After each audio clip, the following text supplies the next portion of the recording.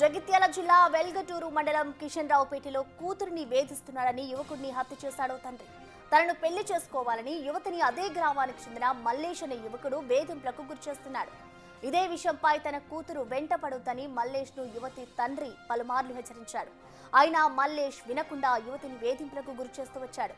దీంతో పద్ధతి మార్చుకోవాలని 3 ఏళ్ల క్రితం మల్లేష్ పై యువతి కుటుంబం దాడి చేసింది.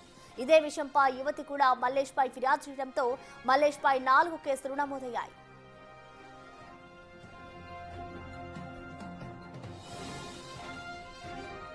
ఈ ఘటనపై పూర్తి డీటెయిల్స్ ని మా ప్రతినిధి శ్రీనివాస్ అందిస్తారు. శ్రీనివాస్, మనం చూస్తూ ఉన్నాం, ఒక తండ్రి తన కూతురిని వేధిస్తున్నాడు అంటూ కూడా ఒక యువకుడిని హత్య చేశాడు. సో దీనికి సంబంధించిన కంప్లీట్ డీటెయిల్స్ ఏ విధంగా ఉన్నాయి, అసలు ఏం జరిగింది అనుకోవచ్చు?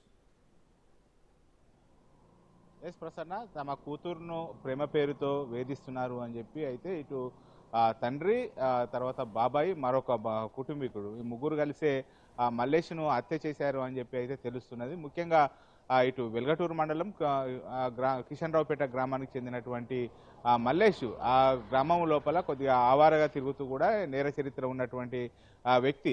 పలుమార్లు కూడా ఇటు ఆ గ్రామం లోపల ఉన్నటువంటి వారు చాలామంది కూడా మల్లేష్ను ఇటు అంటే మల్లేష్ను బెదిరించినా కానీ అతని వ్యవహార శైలి కూడా మారకపోయినటువంటి పరిస్థితి. అదే గ్రామం లోపల ఇటు ఇప్పుడు మనం ఎవరైతే చెప్తున్నామో ఆ యువతితో పాటుగా పలు యువతులను కూడా ఇటు ప్రేమ పేరుతో బెదిరించినట్టుగా తెలుస్తున్నది. అయితే నిన్న మల్లేష్ ఎవరైతే తనను పెళ్లి చేసుకోవాలని చెప్పి కోరుతున్నటువంటి అమ్మాయి ఎవరైతే ఉన్నారో వాళ్ళ ఇంటికి వెళ్ళి నానా హంగామా చేశాడు. ఆ యువతికి సంబంధాలు చూస్తున్నారని చెప్పి తెలవడంతో కుటుంబీకులు, వాళ్ళ నాన్న తర్వాత వాళ్ళ కుటుంబీకులు ఎవరు లేని సమయం చూసి ఆ ఇంటికి వెళ్ళి తననే పెళ్లి చేసుకోవాలని చెప్పి నానా హంగామా చేయడంతో కుటుంబీకులు వాళ్ళ నాన్నకు, కుటుంబ యజమానికి ఫోన్ ద్వారా తెలపడంతో అయితే ఇతడు ఆ ఇంటి నుంచి వెళ్ళిపోయేటువంటి సమయం లోపల ఆ అమ్మాయి యొక్క నాన్న, తర్వాత బాబాయ్, మరొక వ్యక్తి ముగ్గురు కలిసి ఈ అబ్బాయిని వెంబడించడం జరిగింది. అటు వెలుగటూరు సమీపం లోపల ఉన్నటువంటి ఒక వాగు వద్ద అతన్ని దొరకబట్టి అక్కడ అతన్ని విచక్షణారహితంగా కొట్టి వాళ్ళ వెంట తీసుకొచ్చినటువంటి కత్తులతో అయితే పొడిచి చంపడం జరిగింది. ఇటు కొన ఊపిరితో ఉన్నటువంటి ఆ వ్యక్తిని వదిలేసి వాళ్ళు వెళ్ళిపోవడంతో అక్కడ ఉన్నటువంటి కొంతమంది 108 కూడా కాల్ చేయడం జరిగింది. 108కు ఆసుపత్రికి తరలించే లోపలనే మల్లేష్ మృతి చెందినటువంటి పరిస్థితి. అయితే ప్రేమ కారణంగా కులాలు వేరు కావడంతోనే ఒప్పుకోకపోవడంతో ఇటు మల్లేష్ వ్యవహార శైలి కారణంగానే హత్యకు కారణమని తెలుస్తున్నది.